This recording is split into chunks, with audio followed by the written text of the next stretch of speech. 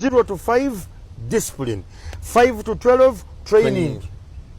Zuukuka bw'ozuuka okola kino omala kino era patani ogiraba n'atuuka n'awummulamu n'omuga kati wummula kola by'okola ne ziwera saameka nti saawa zino ziyingidde 11 nti mugende munaabe training okuva ku 12 paka ku myaka 18 it is coaching. Awo okuva ku 15 ku 18 ebeera coaching. Mbowandiika wano. Coaching tekitegeeza kukuba mwana omwana bw'asukka emyaka 12 okudda waggulu aba ayingidde adolescent stage.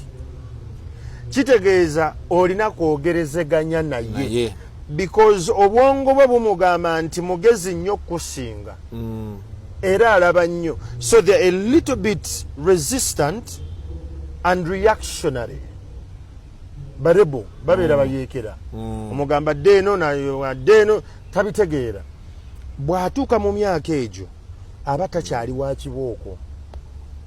Wali mu training zivuga wano mwogera boogezi, wali mu training zivuga koza omugamba kino naako galamira n'amanya kino kikyamu. Naye kyamagero abazadde bakyakuba abaana embooko mu guno omulembe gwaffe guno. Nina siripa ewange nkuwoninga emirundi egi. Siripa osobola ogikuba omwana owange mukuba.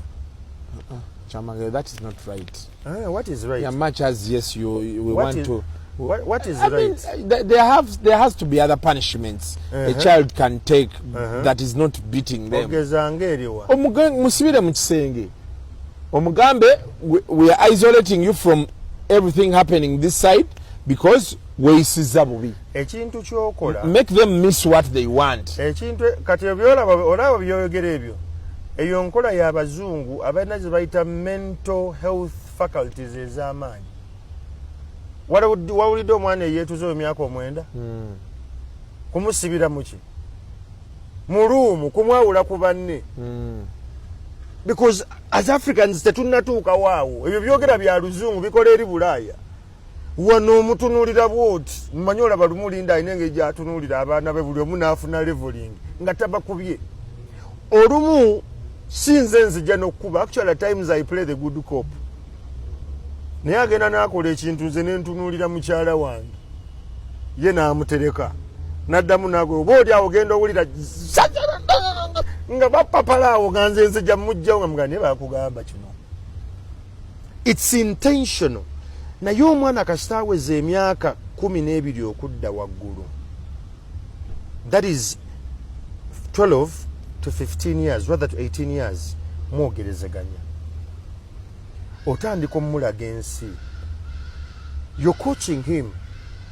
Era abazadde abasinga bamu Abafirika babikola tebabimanyi nabbimanyi nti omwana waaweza emyaka 13 nga wa bulenzi otambula nnyo naye n'otandika omulaga ebintu. Jangu tugende omperekereke wanko Isaac wano ngendere wanko Abati omuŋŋambire kino na kino atandika okuweereza mu acquaintances and associates. Coaching otandika obbamanya akutambuza olumu n'osisinkana abasajja ab'enjawulo n'akulaga engeri gye babuuzaamu abasajja abagwa mu kalibe eyo. Coaching agamba tugenda ku mbaga gwe ogenda okumperekera yambala bulungi kuba bulungi ekikalu omusajja abeera bw'ati omwana obuwala abeera bw'ati. Coaching wakati awo abeera n'okusoomozebwa because the body is sexually active. Lwaki wabeerawo coaching?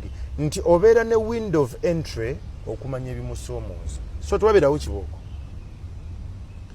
Kasita asukka emyaka 18 okudda waggulu aba afuuse mukwano gwo. Now you as a parent, you start to cultivate the relationship. Tokola ensobi n'oyagala osoose okumwagala nga tonnamu traininga. Ajja kukozesa okwagala kwe wamuwa to manipulate you kuye byayagala. Mudda akukaluubirire. Tokola ensobi n'oyagala ennyo omwana okusooka nga tonnamu disciplininga. Mudojja mu discipline agambe but mama I've always been like this. What do you mean? Ayogera oluzungu.